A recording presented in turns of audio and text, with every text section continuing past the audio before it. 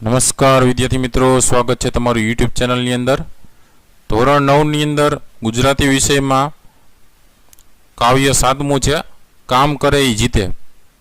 આ કાવ્યનો પ્રકાર છે ગીત અને એ કાવ્ય આપેલું છે નાથાલાલ દવે. આ કાવ્યને લગતા જે કાંઈ સ્વાધ્યાયપોથીના નાના મોટા પ્રશ્ન જવાબ છે એમની આપણે ચર્ચા કરવાના છે વિડીયોમાં. વિડીયો અંત સુધી જોજો. વિડીયો ગમે તો લાઇક કરજો અને તમારા મિત્રોને પણ વિડીયો શેર કરજો. આમાંથી ઘણા બધા મોસ્ટ ટાઈમ પ્રશ્ન જવાબ પૂછાતા હોય છે પરીક્ષામાં, એટલે ઉપયોગી થશે.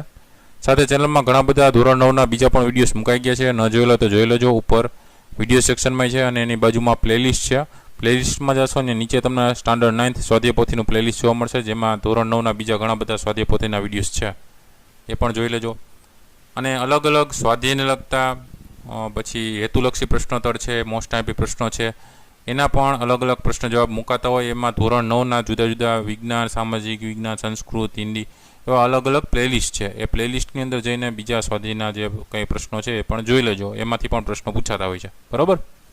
તો અહીંયા આપણે આજે સ્વાધ્યાયપોથીને લગતા જે પ્રશ્નોત્તર છે એમની આપણે ચર્ચા કરીએ. તો વિડીયો સ્ટાર્ટ કરીએ છીએ. પહેલો પ્રશ્ન છે, નીચેના પ્રશ્નોના સવિસ્તાર ઉત્તર લખો. એટલે મોટા પ્રશ્ન જવાબ પૂછાતા હોય છે. જેમાં પહેલું છે, કામ કરે એ જીતે કાવ્યમાં વ્યક્ત થતું મહેનતનું મહત્વ તમારા શબ્દોમાં લખો. એનો જવાબ જોઈએ કે કામ કરે એ જીતે કાવ્યમાં કવિએ મહેનતનું મહત્વ સમજાવ્યું છે. ભારત વિશાળ દેશ છે, એનો વિકાસ કરવો હોય તો સાથે મળીને મહેનત કરવી પડશે. ભારત કૃષિ પ્રધાન દેશ છે, આથી સૌપ્રથમ ખેતર ખેડીને સીમને સોહામણી કરવાની છે. નદીઓને જોડીને એના નીર ભારતના ખૂણે ખૂણે પહોંચાડવાના છે. એટલે જ ભારત દેશ એમની પ્રજા પાસે સામૂહિક મહેનતની અપેક્ષા રાખે છે. હાથમાં ત્રિકમને કોદાળી લઈ ખેતરો ખેડવાના છે અને ઘર ઘરમાં રેટિયા ચલાવવાના છે. પ્રજાના હૈયામાં ખમીર હશે તો તેઓ પોતાના બાવડાના બળે માત્ર ભારત દેશનો જ નહીં, સમગ્ર વિશ્વનો ચહેરો બદલી શકશે. દરેક વ્યક્તિએ સ્વાવલંબી થવાનું છે અને મહેનત કરીને પોતાનું સ્વમાન જાળવવાનું છે.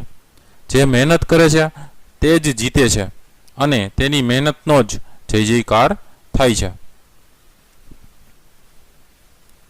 ત્યાર પછી બીજો પ્રશ્ન આવે છે, મુદ્દાસર નોંધ લખો. કામ કરે એ જીતે કાવ્યને આધારે શ્રમજીવીની અભિલાષા.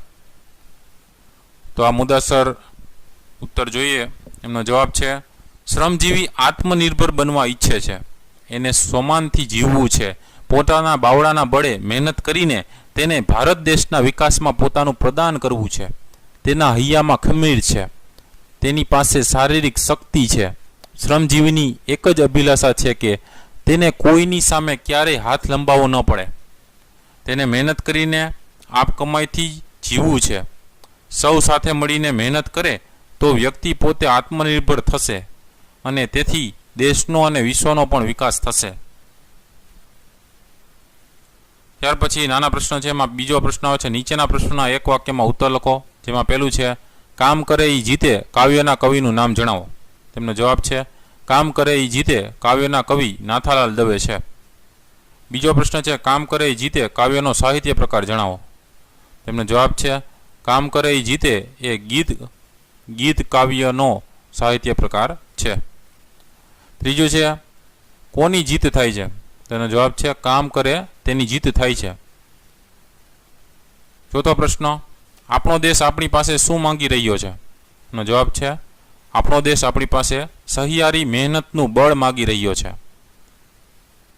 પાંચમો પ્રશ્ન છે, આપણા દેશ ભારતને કઈ રીતે બદલી શકાય. જવાબ છે, નદીઓના નીરને બાંધીને ખેતરોમાં મબલક પાકનું ઉત્પાદન કરીને આપણા દેશ ભારતને બદલી શકાય. છઠ્ઠો પ્રશ્ન છે, દુનિયાને કઈ રીતે બદલી શકાય. એનો જવાબ છે, દુનિયાને ખૂબ જ મહેનત કરીને બદલી શકાય. સાતમો પ્રશ્ન છે, કામ કરે એ જીતે કાવ્યમાં શાનું મહત્વ પ્રગટ થાય છે. એનો જવાબ છે, કામ કરે એ જીતે કાવ્યમાં પરિશ્રમનું મહત્વ પ્રગટ થાય છે. ત્યાર પછી આવે છે વ્યાકરણલક્ષી પ્રશ્નોના જવાબો. જેમાં પહેલું છે, નીચે આપેલા શબ્દોની જોડણી સુધારીને લખો. પહેલું છે તિરકમ, એને ત્રિકમ લખાય, ત્ર આવશે રસ્વાવાળો ત્રિકમ. બીજું છે સોહામણી, એમાં સસલાનો આવશે સોહામણી, ણી દીર્ઘ આવશે સોહામણી. બીજો પ્રશ્ન છે, નીચે આપેલા શબ્દોના ધ્વનિ છૂટા પાડો. એમાં પહેલું છે સોહામણી, તો સ ખોડો વત્તા ઓ વત્તા હ ખોડો વત્તા આ વત્તા મ ખોડો વત્તા અ વત્તા હણ ખોડો વત્તા ઈ. બીજું છે ત્રિકમ, એમાં ત ખોડો વત્તા ર ખોડો વત્તા ઈ વત્તા ક ખોડો વત્તા અ વત્તા મ ખોડો વત્તા અ. ત્રીજું છે બુલંદ, તો બ ખોડો વત્તા ઉ વત્તા લ ખોડો વત્તા અમ વત્તા દ ખોડો વત્તા અ. ત્રીજો પ્રશ્ન છે નીચેના વાક્યોમાં રેખાંકિત સંજ્ઞાના પ્રકાર જણાવો. તો રેખાંકિત કરેલા સંજ્ઞાના પ્રકાર જોતા જઈએ. પેલું છે માગે છે દેશ આજ મહેનત મજિયારી, તો દેશ કેવો થશે? જાતિવાચક સંજ્ઞા થશે. બીજું છે બાંધોરે નદીયુના નીર, તો નીર છે એ દ્રવ્યવાચક સંજ્ઞા થશે. ત્યાર પછી ચોથો પ્રશ્ન છે નીચેના વાક્યોમાંથી વિશેષણ શોધી પ્રકાર લખો. તો પેલું વાક્ય છે બુલંદ સૂરે માનવીની મહેનતના જય જયકાર ગાવો, તેમાં બુલંદ છે એ ગુણવાચક વિશેષણ છે. બીજું છે અમોલી વેળા વીતે છે, તો એમાં અમોલી છે એ ગુણવાચક વિશેષણ છે. ત્રીજું છે ઊંચું ભણેલા ઓફિસમાં બેસે છે, તો ઊંચું છે એ ગુણવાચક વિશેષણ છે. ત્યાર પછી આવે છે પ્રશ્ન 5મો, નીચેના શબ્દોના સાચા સમાનાર્થી શબ્દો લખો. તો સમાનાર્થી શબ્દો જોતા જઈએ. પેલું છે કામ, કામનું થશે કર્મ. બીજું છે સીમ, સીમનું થશે સીમા. ત્રીજું છે નીર, નીરનું થશે જળ. ચોથું છે નદી, નદીનું થશે સરિતા. પાંચમું છે અમોલી, અમોલીનું થશે મૂલ્યવાન. છઠ્ઠું છે માનવી, માનવીનું થશે મનુષ્ય. સાતમું છે મહેનત, મહેનતનું થશે શ્રમ. છઠ્ઠો પ્રશ્ન છે નીચે આપેલા શબ્દોને ધાતુ પ્રત્યે લગાવીને નવો શબ્દ બનાવો. તો ધાતુ પ્રત્યે લગાડવાનો છે, જેમાં પેલું છે ખેડવું ને તર પ્રત્યે લગાવીને નવો શબ્દ બનાવવાનો છે. તો ખેડવું તમે શું કરો શકો? ખેતર. જવાબ શું થાય? ખેતર. બીજું છે ભણવું ને તર પ્રત્યે લગાવીને નવો શબ્દ બનાવો. તો ભણવું ભણતર. બરાબર. પછી સાતમો પ્રશ્ન છે શબ્દ સમૂહ માટે એક શબ્દ આપવાનો છે, જેમાં પેલું છે જમીન ખોદવાનું એક ઓજાર, તો એને શું કહેવાય? ત્રિકમ અથવા કોદાળી.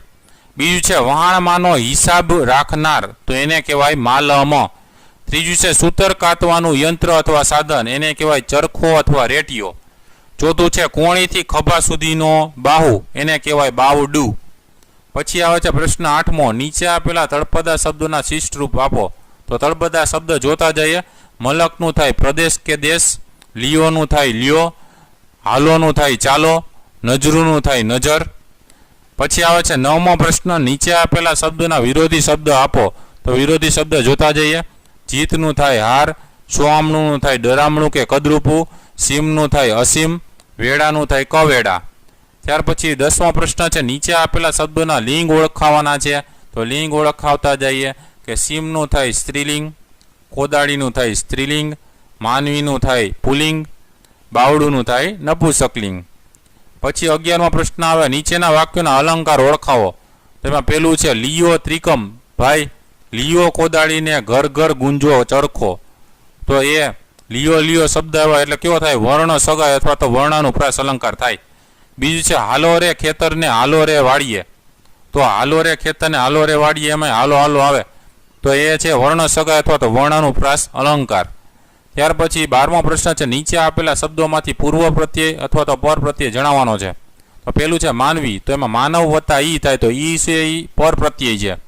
એ જ રીતના બીજું છે અમોલી, અમોલીમાં અમોલ પ્લસ ઈ છે, તો ઈ શું છે? પર પ્રત્યય છે. તો વિદ્યાર્થી મિત્રો આ હતા અલગ અલગ સ્વાધ્યાય પોથીને લગતા પ્રશ્નોના જવાબો. વિડીયો ગમ્યો હોય તો લાઇક કરજો અને તમારા મિત્રોને પણ વિડીયો શેર કરજો. ફરી પાછા નવા વિડીયો સાથે મળીએ. ત્યાં સુધી ન જોયેલા વિડીયોઝ પ્લેલિસ્ટમાં જઈને જોઈ લેજો. તમારી કાળજી રાખજો, જોતા રહેજો video. Thank you very much and take care.